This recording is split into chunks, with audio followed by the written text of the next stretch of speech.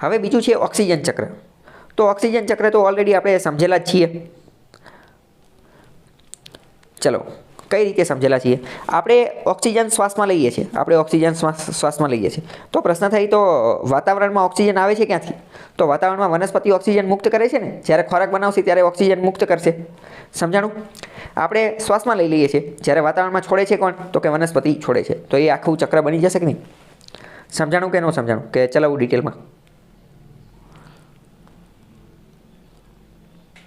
ચલો નીચે જો ક્વેશ્ચન આપેલો છે 39 ક્વેશ્ચનની અંદર મેં તમને જે પૂછ્યું એ રીતે વનસ્પતિ શ્વસનમાં કયો વાયુ લે છે? કહી શકશો?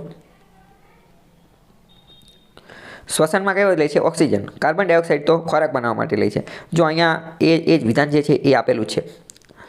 વનસ્પતિ અને પ્રાણીઓ શ્વસન ક્રિયા દરમિયાન હવામાંથી ઓક્સિજન લે છે. આનો મતલબ શું? એ વનસ્પતિ હોય, પ્રાણી હોય, ફૂગ હોય, ગમે હોય, કોઈ લેવા દેવા નથી. શ્વસનમાં તો હંમેશા ઓક્સિજન જ વપરાય. શ્વસનમાં હંમેશા ઓક્સિજન વપરાય. લીલ હશે તો એ પણ શ્વસનમાં તો ઓક્સિજન જ વાપરશે, બરાબર? અને કાર્બન ડાયોક્સાઇડ વાયુ બહાર કાઢે છે. આ પ્રકાર સંશ્લેષણની પ્રક્રિયાને એ આપેલું છે. ઓકે.